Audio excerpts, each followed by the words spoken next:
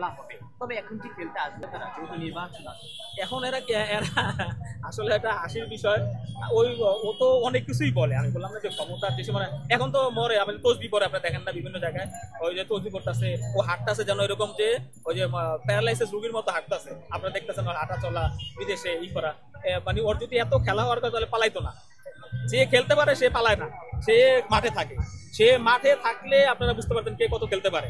এখন মাঠে নাই ওই লোকের আসলে এই বক্তব্য নিয়ে আমি আসলে কোনো মন্তব্য করতে চাই না। ওরা এই দেশ থেকে আসলে বিতাড়িত একটা শক্তি, এদেরকে আমরা মন্তব্য করা মানে তারা আবার মিডিয়ার সামনে হাইলাইট আসা। এখন আপনারা কিছুদিন যাবত খেয়াল করতেছেন, আপনারা মিডিয়া কিছু গণমাধ্যম ওই যে কিছু রিস্কালাকে ধরতেছেন, আপনারা বিভিন্ন সাক্ষাৎকারে দেখতেছেন রিস্কালাকে ধরতেছেন।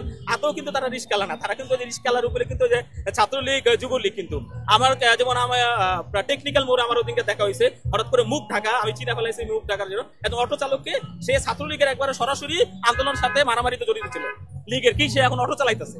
তো এই এরা কি জানেন আপনাদের গণমাধ্যমের সামনে আস্তে আস্তে করে ঘুরে, মানে তাদের শক্তিটা দেখেন, এই ঘুরে ঘুরে ঘুরে বলে কি ওই আমল ভালো ছিল, এবং তাকে হাসিনা সম্বন্ধে তথ্য দিবেন, আপনি দেখবেন যে 100 তথ্য বলতে পারবে, কিন্তু জুলাই আগস্টে হত্যাকাণ্ডের তথ্য সে জানে না। সে একজন রিস্কাওয়ালা, কিন্তু হাসিনা কি করছে, মেট্রো রেল না ওই যে পদ্মা না কি দেখবেন সব সিরিয়ালে বলে দিতেছে। আর আপনি দেখবেন যে ওই আমরা জুলাই আগস্টে কি গণহত্যা হয়েছে এটা বলে না কিন্তু।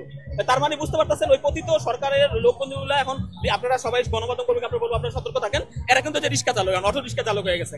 আপনারা বিভিন্ন সময় মন্তব্য নিলে আপনাদের বুঝে শুনে মন্তব্য নেবেন। আমি এগুলো খেয়াল করতেছি বিভিন্ন জায়গা থেকে, আমার সামনেই পড়ছে, আমি কি বলতেছি যে সরাসরি হামলার সাথে জড়িত ছিল ওই লোকই অটো চালাইতেছে। এখন এরা শহরের ভিতরে এরকম উৎপেতে আছে, বেশিরভাগই আসলে তারা অটো চালক হিসেবে উৎপাতে আছে। এটা আমি সব গণমাধ্যমের মাধ্যমে আজকে জানাইতে চাই, আপনারা সতর্ক থাকেন যে অটো চালক হিসেবে প্রচুর এই আওয়ামী লীগের লোকজন আছে এই ঢাকা সিটির ভিতরে। কিন্তু তারা কি করতেছে, এরকম বিভিন্ন উস্কানি দিতেছে, সুযোগ পাইতেছে না। কিন্তু সুযোগ পেলেই বাংলাদেশের মানে সাধারণ যে জনগণ, শান্তিপ্রিয় জনগণের স্বাধীন জীবনযাপনে তারা ব্যাঘাত ঘটাবে।